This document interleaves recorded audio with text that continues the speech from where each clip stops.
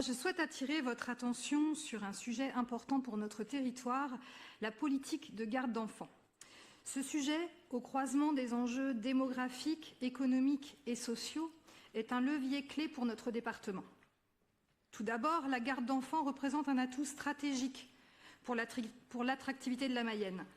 Nos communes, surtout en milieu rural, ont besoin de familles pour maintenir leur dynamisme démographique et garantir une vie locale dynamique. Permettre aux familles de s'installer et de rester sur notre territoire implique de leur offrir des solutions de garde adaptées. Cela rassure les parents, facilite leur installation et participe à un cadre de vie propice à l'épanouissement des enfants.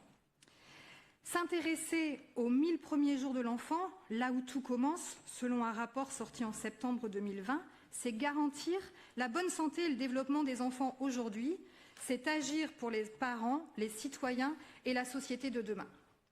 C'est la prévention.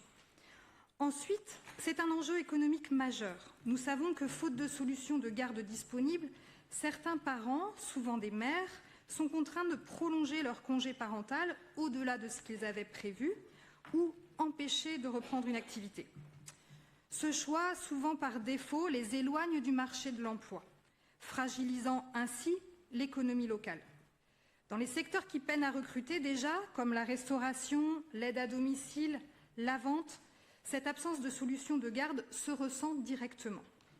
D'ailleurs, certaines entreprises interrogent les mairies concernant les modes de garde avant de s'installer, ou bien évoquent un éventuel départ quand elles repèrent ces difficultés sur leur territoire. Enfin, c'est un enjeu social, en particulier pour les bénéficiaires du RSA qui, faute de mode de garde adapté, peinent à sortir de ce dispositif pour reprendre un emploi. En siégeant dans les commissions RSA, nous savons que de nombreuses mères seules ne trouvent pas de solution, ce qui les éloigne de leur employabilité. Répondre à cette problématique, c'est rendre l'accès au travail possible. Face à ces constats, le conseil départemental a un rôle essentiel à jouer. C'est lui qui accorde les agréments aux assistantes maternelles et il a le pouvoir d'influencer directement l'offre de garde d'enfants et de soutien à la parentalité, notamment avec le schéma départemental des services aux familles en lien avec la préfecture et la CAF.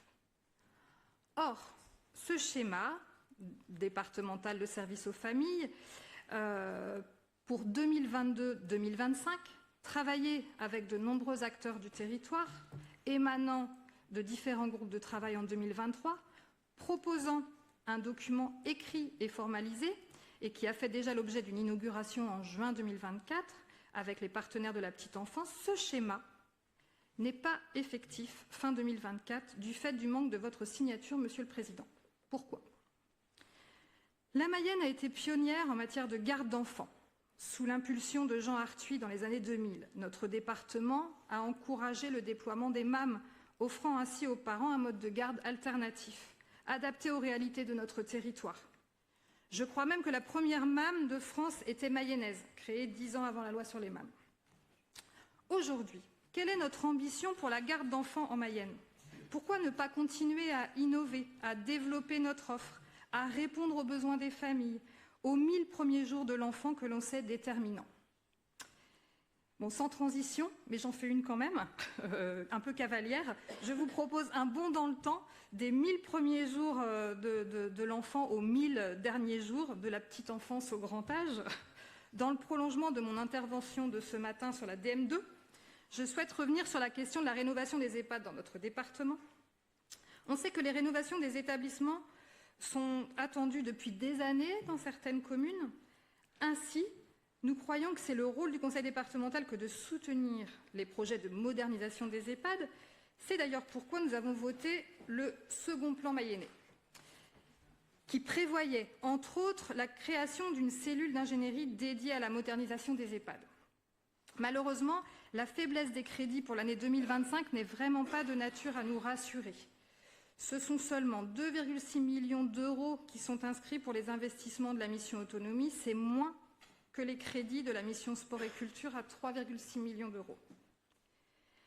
La fermeture de l'EHPAD de Juvigné en début de mandat, tout comme le déplacement récent des résidents de celui de Pré-en-Paille en raison de la vétusté du bâtiment, sont dans toutes les têtes. Au regard de la faiblesse des investissements prévus l'année prochaine pour les EHPAD, on peut s'interroger. D'autres transferts ou fermetures d'EHPAD sont-ils envisagés à court terme en Mayenne? Vous souhaitez recentrer l'effort sur l'autonomie et les solidarités. Faites que cette phrase ne soit pas seulement une ligne sur un robe, mais une vraie action au service des familles et du territoire. Merci de votre attention.